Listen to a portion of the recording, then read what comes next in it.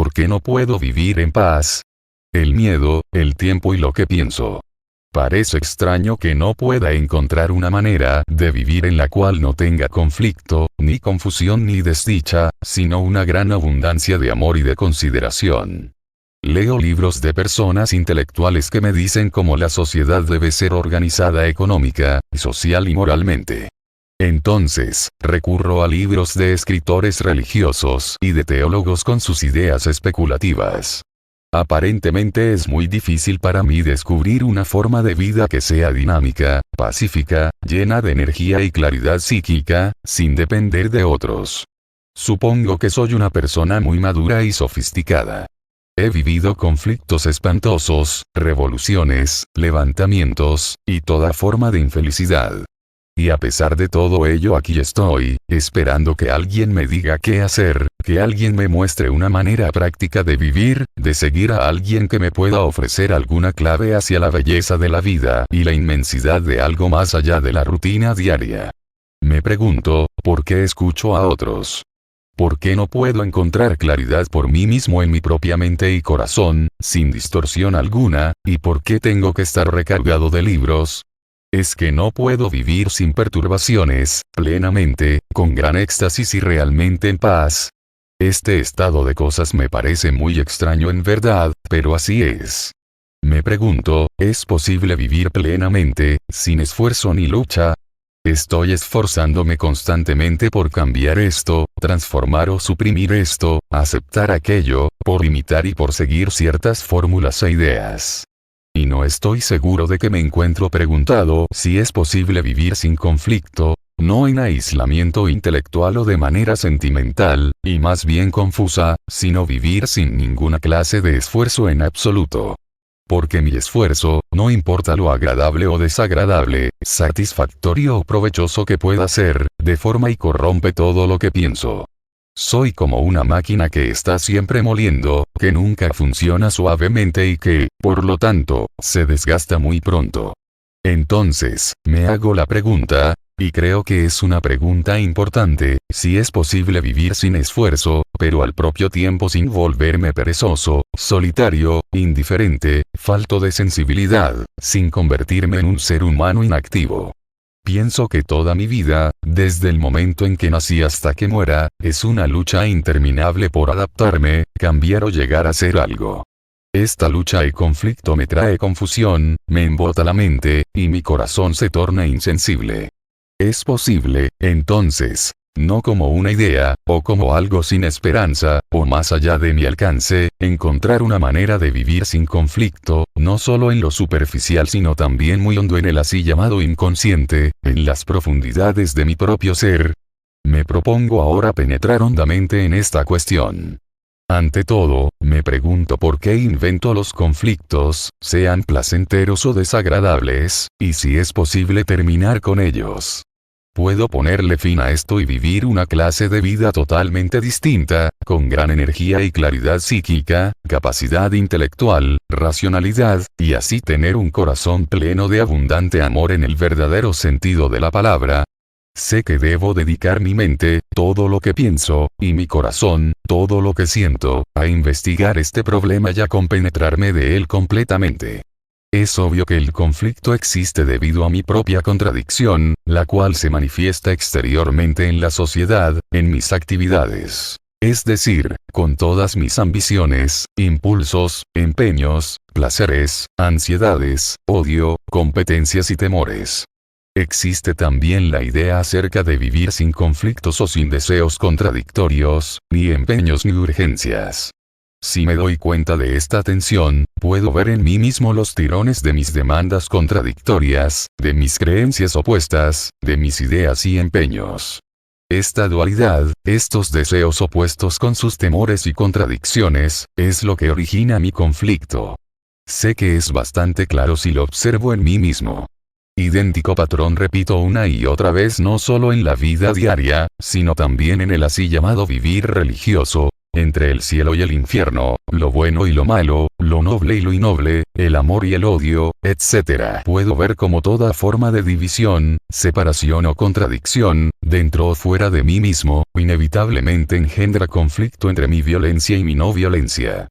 Dándome cuenta de este estado de cosas tal como es en realidad, es posible terminar con él no solo en el nivel superficial de mi conciencia, en mi vida diaria, sino también hondamente en las mismas raíces de mi ser, de manera que no tenga contradicción, ni demandas ni deseos contrapuestos, ni actividad alguna de mi mentalidad dualista y fragmentaria.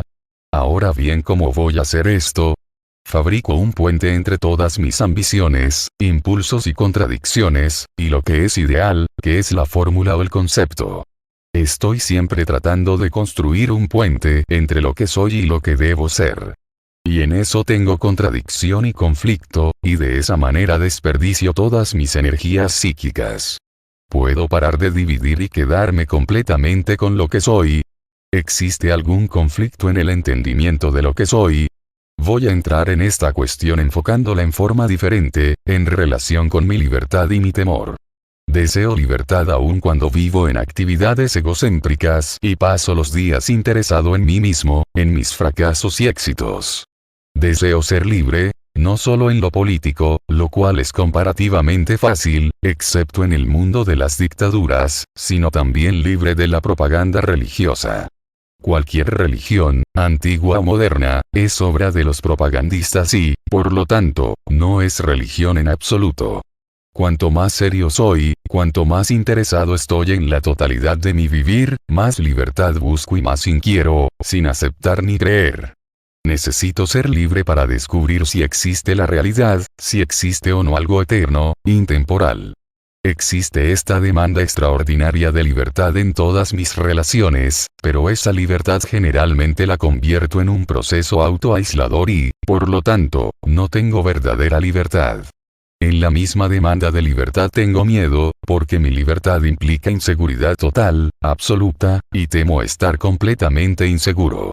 La inseguridad me parece una cosa muy peligrosa. Todo niño exige seguridad en sus relaciones. Y según pasan los años continúo exigiendo seguridad y certeza en todas mis relaciones. Con las cosas, con las personas y con las ideas. Esa demanda de seguridad engendra inevitablemente temor, y sintiéndome atemorizado dependo más y más de las cosas a las cuales estoy apegado. Por lo tanto, me surge esta cuestión de la libertad y del temor. Si es del todo posible estar libre de temor, no solo física, sino también psicológicamente. No solo en la superficie, sino en los oscuros escondrijos de mi mente, en los secretos refugios donde nunca penetro. ¿Puedo estar completamente libre de todo miedo? ¿Es mi miedo el que destruye el amor? Esto no es una teoría, es mi miedo el que engendra ansiedad, apego, deseo de posesión, de dominación, celos en todas las relaciones, y es este miedo el que engendra mi violencia. Puedo observar cómo en las ciudades, con sus poblaciones excesivas y a punto de explotar, existe gran inseguridad, incertidumbre, miedo. Esto contribuye con su parte a la violencia. Puedo estar libre de miedo, de manera que pueda caminar sin sombra alguna de esa oscuridad que el miedo me produce. Para entender el temor tengo que examinar no solo mis temores físicos, sino la red compleja de mis temores psicológicos. Investigo esto. El problema es, ¿cómo surge el miedo, qué lo sostiene y le da duración, y si es posible terminar con él? Es relativamente fácil entender mis temores físicos. Tengo una respuesta instantánea al peligro físico, que es la respuesta de muchos siglos de condicionamiento. Tengo que sobrevivir físicamente, y la tradición de miles de años me dice que debo tener cuidado, y la memoria me dice, mucho cuidado, hay peligro, debo actuar inmediatamente. Pero, ¿es miedo esta respuesta física ante el peligro? Cuidadosamente, voy a entrar en algo muy sencillo y, sin embargo, muy complejo, y a menos que le preste toda mi atención, no voy a entenderlo. Me pregunto si es miedo esa respuesta física y sensoria ante el peligro, la cual implica una acción inmediata. O es inteligencia y, por lo tanto, no es miedo en absoluto. ¿Y es la inteligencia una cuestión que atañe al cultivo de la tradición y la memoria? Si lo es, ¿por qué no funciona completamente, como debe ser, en el campo psicológico, donde estoy tan terriblemente temeroso de tantas cosas? Porque esa misma inteligencia que actúa cuando observo el peligro, no funciona cuando tengo temores psicológicos. ¿Es esta inteligencia física aplicable a mi naturaleza psicológica? Esto es, tengo temores de varias clases. Miedo a la muerte, a la oscuridad, a lo que mi pareja pueda decir o hacer, o a lo que mi vecino o mi jefe pueda pensar, toda mi madeja de temores. No voy a bregar con los detalles de mis varias formas de temor. Me interesa el miedo mismo, no un miedo en particular. Cuando tengo temor y me doy cuenta de ello, hay un movimiento para escapar de él, sea que lo reprima, sea que le huya o lo evada mediante varias formas de entretenimiento, incluso los de carácter religioso, o desplegando valor, que es mi resistencia al miedo. El escape, el entretenimiento y el valor, son formas diversas de mi resistencia al hecho real del miedo. Mientras mayor es mi miedo, mayor es mi resistencia a él, y esto le da origen a una serie de actividades contradictorias, o neuróticas. Tengo miedo y lo que pienso dice, no debo tener miedo, y en consecuencia manifiesto una dualidad. Por una parte, soy diferente de mi temor, escapo de mi temor y lo resisto, teorizo o voy a psicoanalista. Y por otra parte, soy mi temor. De este modo, tengo conflicto inmediato entre mi miedo y el que intenta sobreponerse al miedo. Existen el observador y lo observado. El observado es mi miedo, y el observador es el que desea deshacerse de ese miedo. Tengo, pues, una oposición, una contradicción, una separación, y por lo tanto tengo conflicto entre el miedo y el que desea deshacerse de ese miedo. ¿Estoy comunicándome? El problema consiste en este conflicto entre el miedo y el que piensa que es diferente del miedo y lo resiste o trata de vencerlo, escapar de él, reprimirlo o controlarlo. Esta división da lugar invariablemente a mi conflicto, tal como sucede entre dos naciones con sus ejércitos, sus armadas y sus gobiernos soberanos separados. De este modo, existen el observador y lo observado. Como observador digo, debo deshacerme de esta cosa terrible, debo terminar con ella. Como observador estoy siempre luchando y me encuentro en un estado de conflicto. Esto se convierte en mi hábito, mi tradición, mi condicionamiento. Y, romper cualquier clase de hábito es una de las cosas más difíciles, porque me gusta vivir en hábitos, tales como fumar, beber, o los hábitos sexuales y los psicológicos. Igual ocurre con las naciones, los gobiernos democráticos, cuando hablan de mi país y tu país, mi Dios y tu Dios, mi creencia y tu creencia. O sea, por tradición combato y resisto el temor, y así incremento mi conflicto y avivo aún más mi propio miedo. Si esto está claro, puedo entonces dar el siguiente paso, que es: ¿existe en este caso específico alguna diferencia real entre el observador y lo observado? Cuando observo mi miedo pienso que soy diferente de lo que observo. ¿Hay alguna diferencia entre lo que observo y yo, o ambos somos lo mismo? Es obvio que ambos son la misma cosa. Yo. El observador es lo observado. Y si surge algo totalmente nuevo, entonces no hay observador en absoluto. Pero, dado que como observador reconozco mi reacción como miedo, esta división existe. Y según ahondo más y más en el asunto, descubro por mí mismo que el observador y lo observado son esencialmente lo mismo. Por lo tanto, si son lo mismo, queda por completo eliminada mi contradicción, soy y no soy, y con ellos también elimino totalmente toda clase de esfuerzo. Pero, esto no significa que acepto el miedo o me identifico con él. Existe en mi miedo, la cosa que observo y yo observando, que soy parte de ese miedo. ¿Qué voy a hacer? ¿Habrá personas trabajando tan duro como yo para resolver a fondo esta cuestión? Existe solo el miedo, y no yo observando lo que observo, porque yo observando soy el miedo. Aquí me ocurren varias cosas. Primero, ¿qué es el miedo y cómo surge? No me refiero a los resultados del miedo, o de la causa del miedo, o de cómo el miedo oscurece mi vida con su desdicha y fealdad. Estoy indagando qué es el miedo y cómo surge. Debo analizar mi miedo continuamente para descubrir sus interminables causas. Porque cuando comienzo a analizar, como analizador tengo que estar extraordinariamente libre de todo prejuicio y condicionamiento. Tengo que mirar, que observar. De otra manera, si existe alguna clase de tergiversación en mi juicio, esa tergiversación aumenta según continúo yo analizando.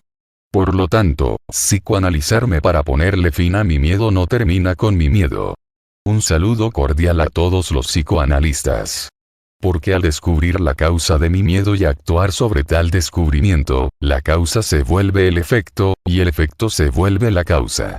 Comienzo con el efecto y actúo sobre este efecto para encontrar la causa. Entonces, descubrir la causa y actuar de acuerdo con ella pasa a ser mi siguiente etapa. Ambos, causa y efecto, se convierten así en una cadena interminable. Si descarto el entendimiento de la causa de mi temor y el análisis de mi temor, entonces, ¿qué tengo que hacer? Sé que esto no es un entretenimiento, pero tengo gran júbilo por descubrir y entender todo esto. ¿Qué es lo que hace que surja mi miedo? El tiempo y todo lo que pienso crean mi miedo, el tiempo como ayer, hoy y mañana. Tengo miedo de que algo puede ocurrir mañana. La pérdida de mi empleo, mi muerte, el hecho de que mi pareja pueda dejarme, de que la enfermedad y el dolor que he experimentado se repitan. Ahí es donde el tiempo interviene. El tiempo, que envuelve lo que mi vecino pueda decir de mí mañana, o el tiempo que hasta ahora encubre algo que hice muchos años atrás. El tiempo como miedo de que no se realicen mis deseos más profundos y secretos. De manera que el tiempo forma parte de mi temor, el temor a la muerte que llega al final de la vida o que me puede estar esperando a la vuelta de una esquina. Y por esto tengo miedo. Así, el tiempo envuelve al miedo y a todo lo que pienso. No existe el tiempo si no existe todo lo que pienso. Todo lo que pienso de lo que ocurrió ayer, y mi temor de que vuelva a repetirse mañana, es lo que engendra tanto el tiempo como el miedo. Observo esto, lo veo, no acepto ni rechazo nada, me escucho, descubro por mí mismo la verdad de esto. No me detengo meramente en las palabras para decir si estoy o no estoy de acuerdo. Sigo adelante. Para encontrar la verdad necesito mi sensibilidad, pasión por descubrir, y una gran energía psíquica. Entonces descubro que todo lo que pienso es lo que engendra mi miedo. Todo lo que pienso del pasado o del futuro, siendo el futuro el siguiente minuto, o el siguiente día, o 10 años después, todo lo que pienso acerca de ello hace de ello un acontecimiento. Y pensando en un acontecimiento que fue placentero ayer, lo mantengo y le doy continuidad a ese placer, no importa que ese placer sea sexual, sensorio, intelectual o psicológico. Pensando acerca de ello construyó una imagen, le confiero a ese acontecimiento pasado una continuidad a través de lo que pienso, y esto engendra más placer. Lo que pienso engendra miedo y también placer. Ambos son cosas del tiempo. De manera que lo que pienso engendra esa moneda de dos caras del placer y del dolor, que es mi miedo. ¿Qué tengo que hacer entonces? Le rindo culto a lo que pienso, lo cual se vuelve tan extraordinariamente importante, que pienso que mientras más ingenioso soy, mejor soy. En el mundo de los negocios, en el mundo religioso, o en el mundo de la familia, como intelectual me complazco con el uso de lo que pienso, esa moneda de dos caras, esa guirnalda de palabras como admiro a las personas, que son intelectual y verbalmente hábiles en su modo de pensar. Pero, todo lo que pienso es responsable de mi temor y de lo que llamo placer. No digo que no debo tener placer. No soy puritano, trato de entenderlo, y en el mismo entendimiento de todo este proceso, el miedo termina. Entonces, veo que el placer es algo completamente diferente. Examino esto. Lo que pienso es, por lo tanto, responsable de esta agonía. Un lado es mi agonía y el otro lado es mi placer y su continuidad. Mi urgencia de placer y su persecución, en todas las formas, incluyendo la religiosa. ¿Qué debo hacer, entonces, con lo que pienso? ¿Puede terminar lo que pienso? ¿Es esta la pregunta correcta? ¿Y quién va a terminar con lo que pienso? Soy yo, que no soy lo que pienso. Pero, yo soy el resultado de todo lo que pienso. Y así repito el mismo viejo problema. El soy y el no soy, que es cuando digo. Si solo pudiera ponerle fin a lo que pienso, entonces podría disfrutar de una vida distinta. Pero, existe únicamente lo que pienso, y no un observador que dice, deseo que lo que pienso termine, porque el observador es el producto de lo que pienso. ¿Y cómo surge lo que pienso?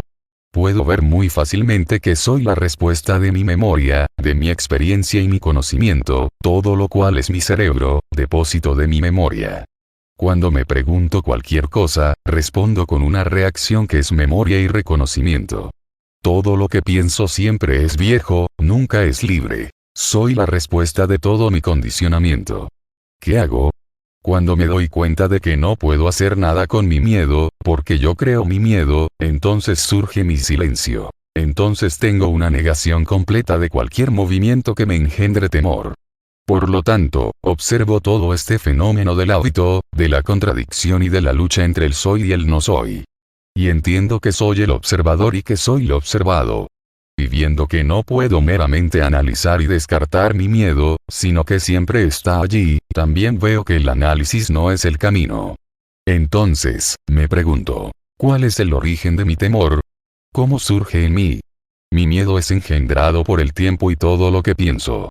Lo que pienso es la respuesta de mi memoria, y pensando yo mismo creo mi miedo. Mi miedo no va a terminar mediante el mero dominio o represión de lo que pienso, o tratando de transmutar lo que pienso, o complaciéndome en todas las tretas que me juego a mí mismo. Al darme cuenta de todo este patrón sin elección alguna objetivamente, y al ver todo esto por mí mismo, me digo, tengo que estar quieto, pero sin control ni represión alguna. Tengo que estar silencioso. Así, es como el miedo llega a su fin, lo cual significa el cese de mi sufrimiento y el entendimiento de mí mismo, el conocimiento de mí mismo. Sin este conocimiento no existe el fin para mi dolor y miedo.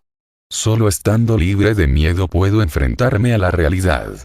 Gabriel Sanueza Artero. Psicoterapeuta. Psicólogo social.